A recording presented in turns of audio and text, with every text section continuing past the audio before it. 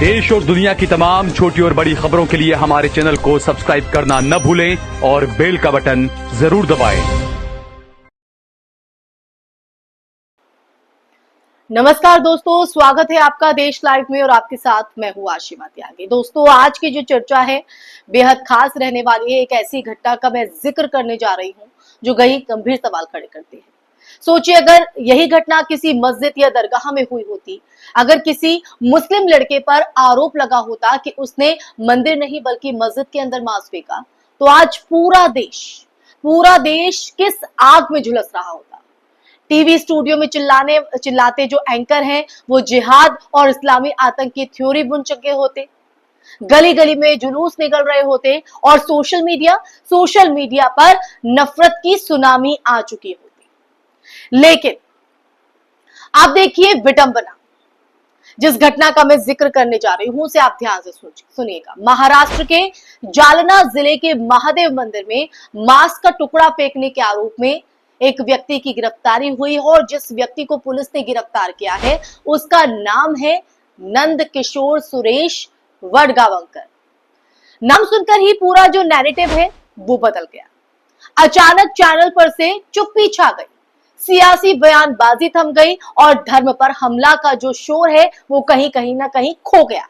यही तो असली कहानी है दोस्तों।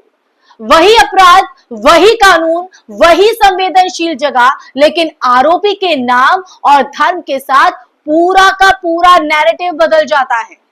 आज हम इसी पर चर्चा करेंगे, लेकिन उससे पहले इंसाफ की आवाज को बुलंद करने के लिए और सच्ची पत्रकारिता के लिए हमारा सहयोग करें। साथ ही डिस्क्रिप्शन में दिए गए लिंक को ओपन कर ज्वाइन बटन दबाकर आप हमसे यानी देश लाइव से सीधा जुड़ सकते हैं दोस्तों। चलिए चर्चा में आगे बढ़ते हैं। जालना के महादेव मंदिर में ये मामला उस वक्त सामने आया दोस्तों जब मंदिर परिसर में किसी ने मांस का टुकड़ा फेंक दिया। शुरुआत में मामला गर्मा गया, सैकड़ों लोग सड़क पर उतर आए, जगह जगह प्रदर्शन होने लगे और माहौल में तनाव फैल गया। पुलिस ने तुरंत जांच की और इस जांच में जो सच्चाई सामने आई, आरोपी कोई बाहरी साजिश करता नहीं बल्कि स्थानीय व्यक्ति नंद किशोर वडगावंकर है। जैसे ही नाम सार्वजनिक हुआ, उसी समाज का एक वर्ग जो अब तक धर्म के अपमान की बातें कर रहा था अचानक चुप हो जाता है। अचानक जो है एकदम से सन्नाटा पसर जाता है।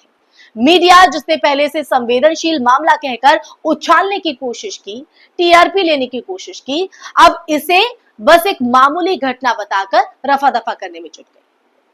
यही तो हमारी सामूहिक मानसिकता का आईना है दोस्तों, और ये आईना देश लाइव समाज के हर व्यक्ति को दिखाता है।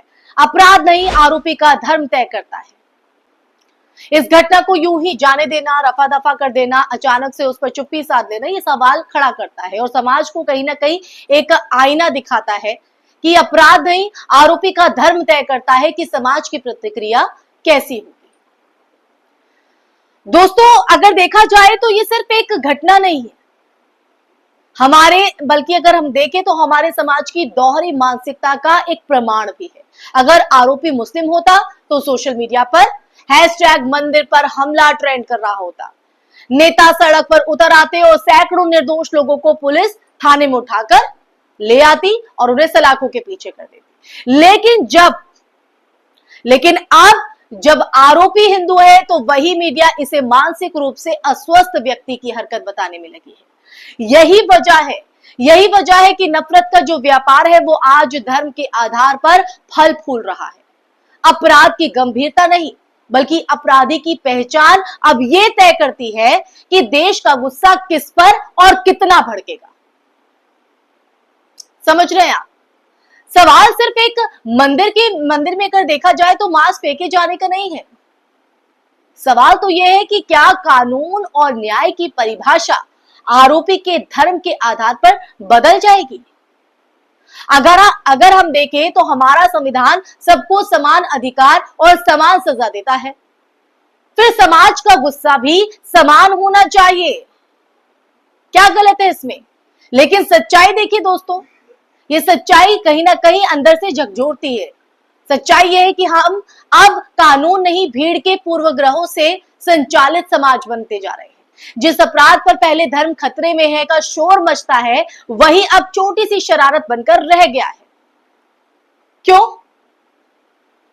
दोस्तों? ऐसे में ये जो घटना हुई है ना, ये घटना ये भी दिखाती है कि कैसे राजनीति और मीडिया धार्मिक भावनाओं का इस्तेमाल कर अपने हिसाब से जो है वो इस्तेमाल करती है, समाज को बांटने का काम करती है। जब उन्हें सत्ता का लाभ उठाना होता है तो मंदिर मस्जिद के मुद्दे को आग बनाकर भड़का दिया जाता है, और जब वही मुद्दा उनके वोट बैंक या नैरेटिव के खिलाफ जाता है तो उसे ठंडे बस्ते में डाल दिया जाता है। और महाराष्ट्र के जालना में जो हुआ है ये कहीं ना कहीं इस बात को दर्शाता है। जालना की घटना में यही देखने को मिला है दोस्तों। नंद किशोर बनगांवकर का जो नाम है वो सामने आते ही सियासी वर्ग और मीडिया दोनों ने इसे मामले में से कहीं ना कहीं अपने हाथ खींच लिए।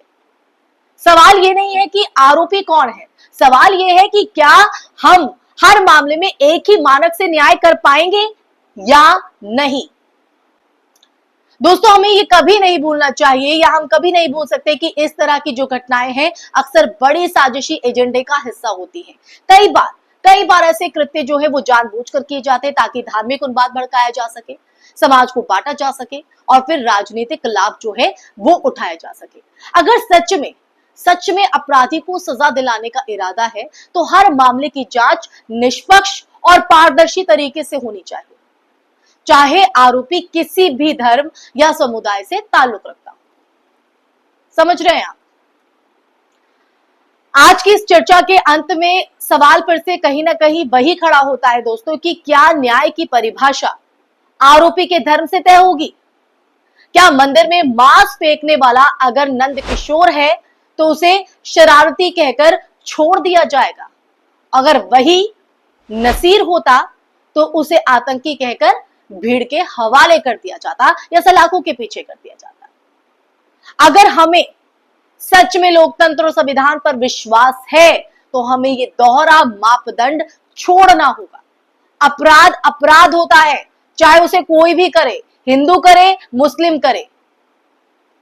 जालना की इस घटना को हमें सिर्फ एक सनसनीखेज हेडलाइन के तौर पर नहीं देखना है, बल्कि एक चेतावनी के रूप में भी हमें देखना चाहिए।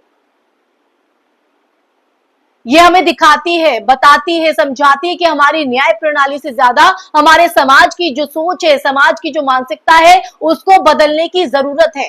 जब तक हम आरोपी का धर्म देखकर अपना गुस्सा नापते रहेंगे तब तक इंसाफ कभी पूरा नहीं हो सकता है। और अगर हम हर मामले में एक ही पैमाने से देखना शुरू कर दे तो शायद ये देश नफरत की राजनीति से बाहर निकलकर सचमुच बराबरी और इंसाफ की राह पर चल सके। तो दोस्तों, आप तय कीजिए, क्योंकि ये तो हम और आप ही तय कर सकते हैं। इसलिए ये मुद्दा, ये जो घटना सामने आई है, इस घटना पर आपसे चर्चा करना जरूरी था। देश लाइव ये मुद्दा लेकर आया, आपसे चर्चा की। अब इस चर्चा को आपने सुना भी, इसको सुनने के बाद आपके जहन में क्या कुछ विचार है साझा कीजिएगा, कमेंट बॉक्स में कमेंट करके बताइएगा। साथ ही चर्चा कैसी लगी वो भी बताइएगा दोस्तों, और इस वीडियो को ज्यादा से ज्यादा शेयर भी कीजिएगा और हमारे चैनल देश लाइव को सब्सक्राइब भी कीजिएगा, ताकि ऐसे मुद्दे, ऐसे टॉपिक्स, ऐसी सच्चाई देश लाइव आपके सामने यूं ही बदस्तूर लाता रहे। इसी के साथ आप लोगों से इजाजत लेना चाहूंगी, फिर हाजिर होंगे एक नए विषय के साथ। तब तक के लिए अपना ख्याल रखिए। जय हिंद, जय भारत, नमस्कार।